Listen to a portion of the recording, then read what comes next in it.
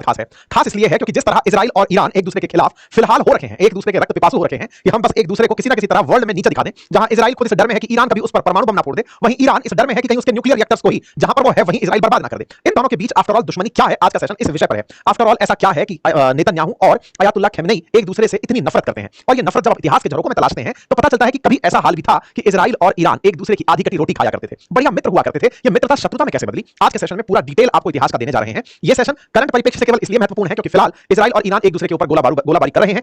मिसाइलें, ड्रोन और fighter jet से हमले जारी हैं और इन हमलों के अंदर बड़ी फ्रीक्वेंसी देखी गई है। कुछ दिन पहले भी ऐसा हुआ था, फिलहाल फिर से ये तस्वीरें आई हैं। इसलिए मन में एक बड़ा प्रश्न बनता है कि वर्ल्ड मैप में इतना दूर बैठे दो देश, जिनके बीच में ऑलरेडी दो देश सीरिया और इराक जैसे देश हों, ये एक दूसरे से इतना दूरी से दुश्मनी कैसे कर सकते हैं। जनरली दुनिया ने जितने भी संघर्ष देखे हैं वो बॉर्डर पार के देखे हैं, फिर चाहे रशिया यूक्रेन देखा हो, चाहे इंडिया पाकिस्तान देखा हो, ये जनरली बॉर्डर के इर्द गिर्द रहे दुश्मनी है। कोई देश इतना कोसों दूर भी एक दूसरे से दुश्मनी कैसे रख सकता है कि उस दुश्मनी के लिए अपने अंदर भरे डर से वो उसे खत्म करने के लिए मिसाइलें भी दाग देता है। इस जानकारी को आज हम डिटेल से आपके साथ साझा करेंगे, लेकिन उससे पहले भी एक जानकारी आपसे साझा अंकित 500 ऊपर को लिख सकें। एक हमारा बेहतरीन कोर्स और मुफ्त पा सकते हैं आप इसके लिए। आपके सामने भारत का मैप अगर विजिबल है तो उसे एक बार देख लें, और ये भारत के मैप से पश्चिम की तरफ जब आप चलते हैं, मैप में दिशाएं कुछ इस तरह से ट्रैवल होती हैं, ऊपर नॉर्थ, नीचे साउथ, राइट में ईस्ट, लेफ्ट में वेस्ट। तो भारत से जब आप वेस्ट में चलते हैं तो यहां से आप फारस की खाड़ी पहुंचते हैं। फारस की खाड़ी के उत्तर पर ईरान है तो दक्षिण पर यूएई, सऊदी अरब जैसे ये गल्फ कंट्रीज हैं।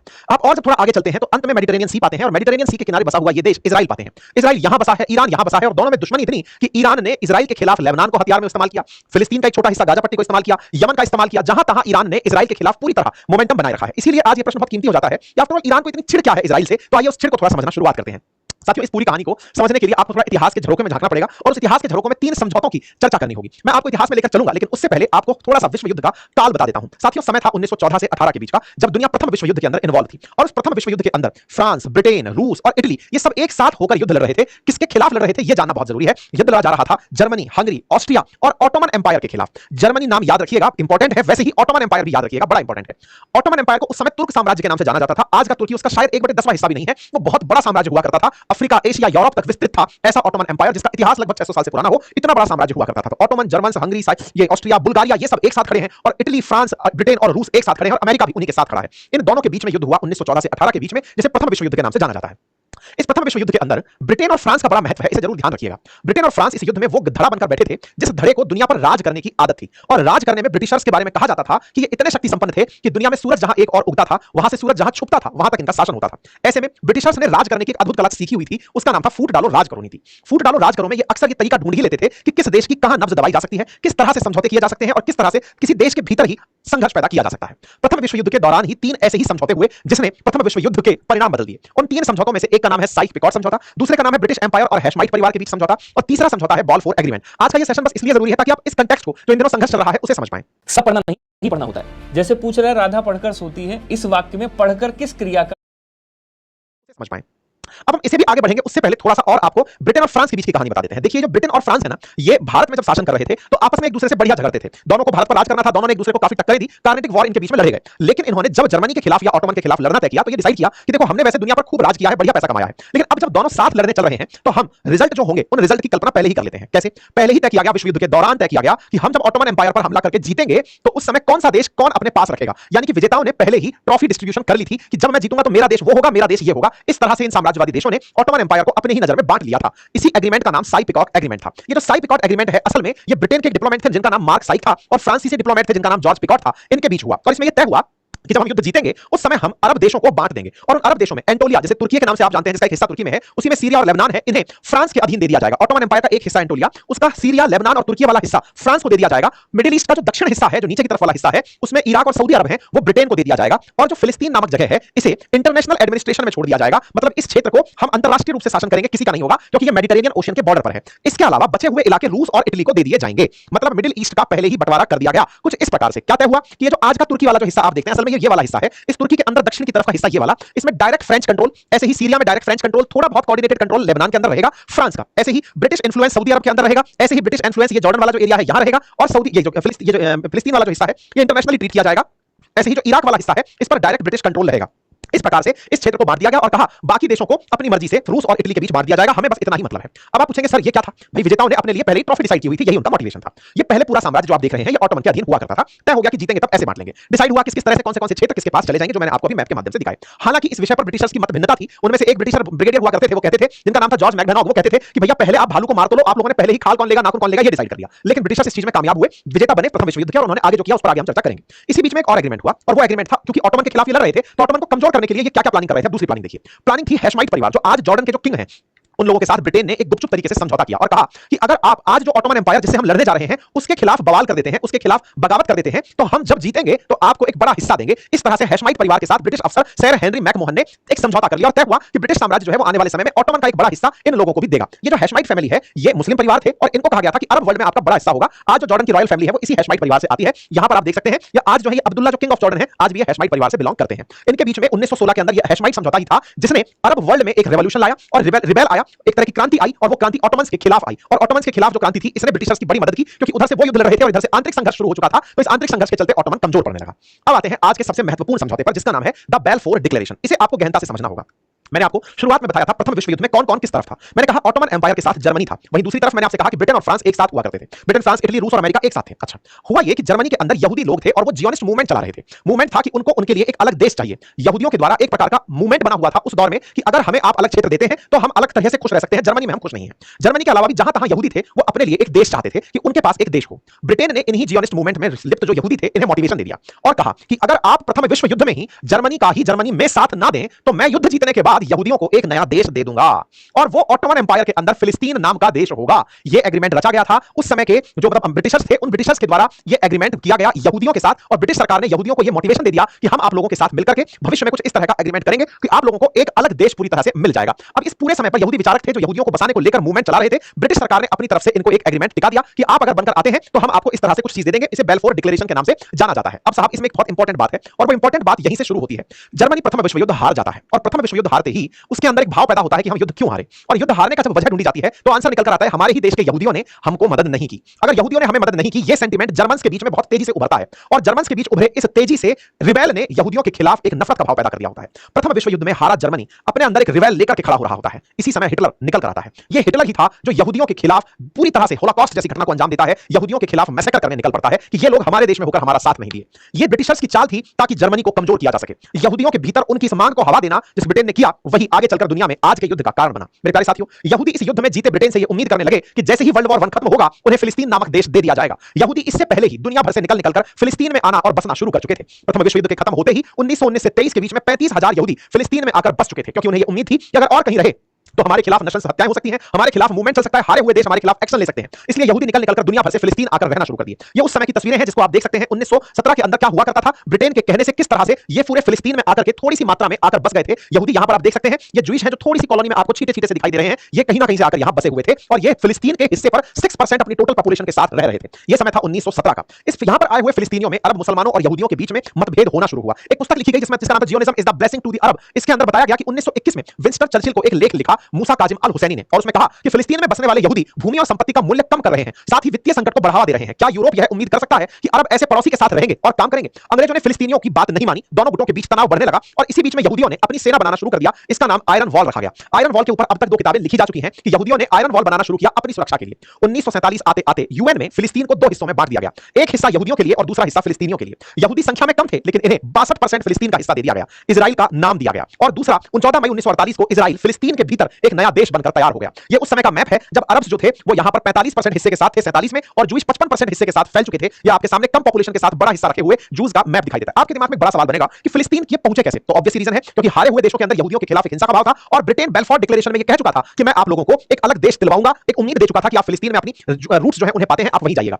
ऐसे में जो यरूशलेम नाम की जगह है इसे अभी भी इंटरनेशनल इंपॉर्टेंस के कारण इंटरनेशनल एडमिनिस्ट्रेशन के अधीन रख दिया गया, अंतरराष्ट्रीय रूप से इस पर शासन होगा। अब असल में जो पहला कलेश शुरू हुआ वो इजराइल के बनते ही शुरू हुआ, 14 मई 1948 से शुरू हुआ। हुआ। क्यों? क्योंकि उस समय ईरान ने यूनाइटेड नेशन में इजराइल का बनना स्वीकार नहीं किया। यह यूएन के अंदर हुई वोटिंग है जिसमें ईरान और इराक आपको अगेंस्ट में यानी वोट अगेंस्ट करते हुए दिखाई दिए। साथियों, यहां इंटरेस्टिंग बात है कि जब इजराइल अस्तित्व में आया था तो इस प्रस्ताव में फिलिस्तीन को यहूदी और अरब राज्यों में बांटने की बात थी। यहूदी नेताओं ने तो प्रस्ताव मान लिया, लेकिन अरब लोगों ने इस प्रस्ताव को नहीं माना। यह ईरान उन 13 देशों में शामिल था जो इस बात के खिलाफ था कि इस तरह से दो देश हों और उसमें इजराइल को संयुक्त राष्ट्र के अंदर सदस्य के रूप में मान्यता दी जाए। भारत भी उन देशों में शामिल था जो इस बात के खिलाफ था कि इजराइल को यूएन में एज ए मेंबर एंट्री दी जाए, क्योंकि उस समय भारत के जो सेंटिमेंट थे वो बहुत हद तक प्रो ईरान टाइप से हुआ करते थे। आप यहां Iran, Iraq, Lebanon, Pakistan, Saudi, Syria, Turkey, Yemen, ये जितने मुस्लिम वर्ल्ड कंट्री हैं इनके साथ भारत ने अपने आप को अलाइन किया और इन्हीं के साथ रहते हुए इजराइल के खिलाफ वोट किया था। ये यहां पर वोटिंग डली है। ईरान तब से इनके खिलाफ होना शुरू हुआ। खैर, अब इजराइल का जन्म हो चुका था और इस इजराइल के जन्म के साथ सार्वजनिक रूप से ईरान इजराइल को मान्यता देने से इनकार कर दिया। कहा कि मैं इसे कंट्री मानता ही नहीं हूं। लेकिन 1950 आते आते जिन देशों ने दुनिया को तोड़कर हिस्से बनाए थे वो देश दुनिया पर दबाव डालना शुरू किए कि इजराइल को कंट्री के रूप में मान्यता दो। बारी आई तुर्की की। सबसे पहला तुर्की वो देश बना जिसने इजराइल को सबसे पहले एक मुस्लिम कंट्री होते हुए भी मान्यता दी। फिलिस्तीनियों के साथ तुर्की नहीं गया और उसने तत्काल प्रभाव से इन्हें मान्यता दी। इंटरेस्टिंग बात यह है कि इसके तुरंत बाद ईरान वो देश बना जो कि तुर्की के बाद इजराइल को मान्यता दिया। यह बड़ा इंपॉर्टेंट है जान लेना कि 1953 के अंदर ईरान ने इजराइल को एक स्वतंत्र देश के रूप में मान्यता दे दी, जो आज तक सऊदी अरब स्वीकार नहीं कर पाया। वो ईरान 1953 में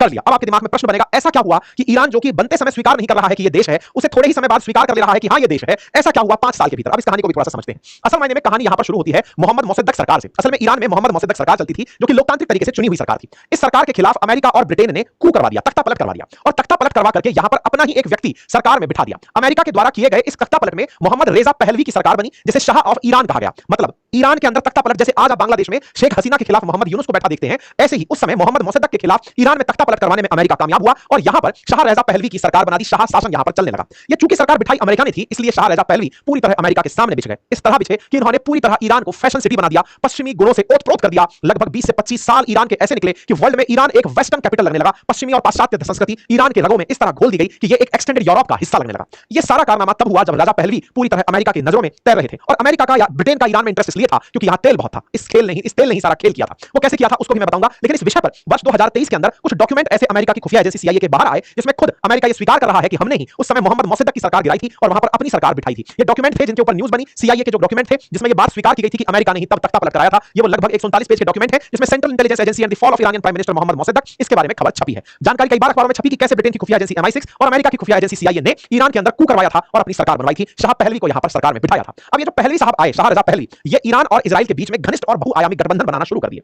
मतलब रजा पहलवी ने इस तरह से यहां पर शासन किया कि वो पूरी तरह से इजराइल के पक्षधर हो गए, इजराइल को एक देश के रूप में मान्यता दे दी। इतना ही नहीं, यहां से तेल इजराइल को दिया जाना शुरू हुआ और इजराइल से बढ़िया वेपन्स जो हैं वो रजा पहलवी को बनकर के आने लगे। मतलब एक प्रकार से ये समझिए कि यहां पर पश्चिमी एशिया में इन दोनों की मित्रता इतना तेजी से आगे बढ़ रही थी कि इजराइल वेपन बनाकर ईरान को देता और ईरान तेल इजराइल को देता। कहते हैं कि इजराइल अपनी जरूरत का 40% तेल ईरान से हासिल करता था और बदले में इजराइल ईरान को वेपन दिया करता था। ये उस समय पर हुआ एक एग्रीमेंट है इजराइल और ईरान के बीच में, जहां पर ये बात पाई जाती है। अश्केलोन के अंदर ये बात पता चलती है कि साहब ये दोनों लोग आपस में मिलकर के एक दूसरे के साथ बढ़िया व्यापार किया करते थे, तय करते थे कि यूएसएसआर को इस मिडिल ईस्ट के अंदर एंट्री नहीं करने देनी है और हम लोग मिलकर के मिडिल ईस्ट में एक बढ़िया गठबंधन बनाकर चलेंगे।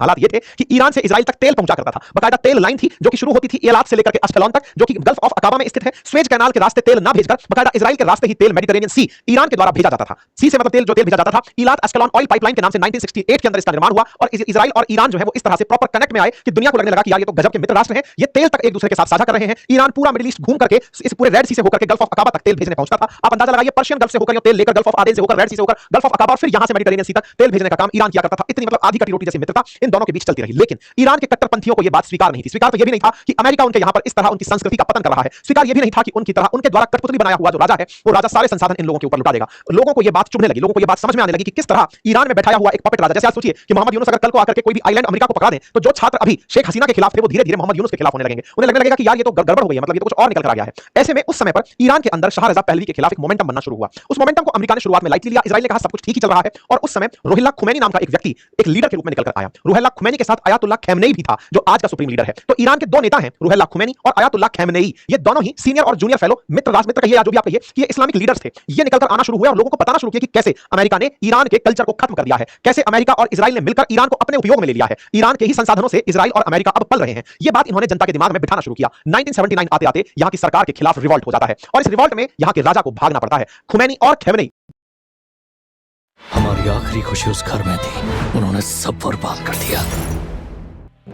असलान खुमैनी और खमेनी दोनों पावर में आ जाते हैं, लेकिन कट्टरपंथ के साथ आते हैं। ऐसा कट्टरपंथ जो अमेरिका और इजराइल के खिलाफ था, लेकिन जो ईरान के लोगों में कल्चर आ चुका था उसके भी खिलाफ था। यानी खुलापन पूरी तरह खत्म होने लगा, बुर्का फिर से आने लगा, इस्लामिक कट्टरपंथ फिर से आने लगा, मुसलमानों में शिया धर्म को लेकर, शिया सेक्ट को लेकर फिर से एक तेजी से विश्वास बनने लगा। आपको जानकर आश्चर्य होगा, इन दोनों के बीच में एक इस तरह का एग्रीमेंट था जिसे प्रोजेक्ट फ्लावर नाम दिया गया था, जिसमें दोनों लोग मिलकर के मिलिट्री डेवलप किया करते थे। इजराइल और ईरान के बीच में प्रॉपर तरीके से वेपन बनाने का कॉन्ट्रैक्ट था, जिसे प्रोजेक्ट फ्लावर के नाम से जाना जाता है। इसमें कहा जाता है कि $280 मिलियन का बकायदा ईरान ने इजराइल को तेल सप्लाई किया था ताकि उसके बदले इन्हें वेपन मिल सके। इतना ही नहीं, जैसे इजराइल के अंदर खुफिया एजेंसी मोसाद है या फिर अमेरिका CIA लेकर चलता है, रजा पहलवी को ऐसे ही सावक नाम से एक स्पेशल खुफिया पुलिस बनाकर दी गई थी। इजराइल की तर्ज पर ही ईरान के अंदर सावक नाम से ये भी इजराइल नहीं बनाकर दी थी, लेकिन लोगों को ये बात रास नहीं आई और लोगों ने रजा पहलवी के खिलाफ प्रोटेस्ट करने शुरू कर दिए, सड़कों पर उतरना शुरू हुए। और इस पूरे प्रोटेस्ट के अंदर लीडर थे खुमैनी और खमेनी। ये दोनों ही लीडर्स इस पूरे प्रोटेस्ट के चेहरे थे जो आज भी हैं। खुमैनी अब नहीं है, खमेनी आज भी हैं। खुमैनी 10 साल तक रहे, 10 साल तक सुप्रीम लीडर रहे। उनके जाने के बाद खमेनी 35 साल से सुप्रीम लीडर बनकर ईरान को लीड कर रहे हैं। जैसे ही शुरुआत यहां पर अंत हुआ, मैंने इस पर आपको प्रॉपर बताया भी था। एक और कहानी है यहां पर मैं आपको बताना जरूरी समझूंगा कि ईरान और इजराइल के मित्रता में एक और पलड़ा आया था, और वो ये था कि ईरान जब इराक के खिलाफ युद्ध लड़ रहा था, उस समय पर भी इजराइल ने ईरान को वेपन दिए थे इराक के खिलाफ लड़ने के लिए। हमारा एक और चैनल है, उस पर काफी टाइम से वीडियोस नहीं डल रहे हैं, डालेंगे इस पर भी, अंकित अवस्थी ऑफिशियल के नाम से है। इस पर मैंने एक दिन एक वीडियो डाला था जिसमें बताया था कि कैसे,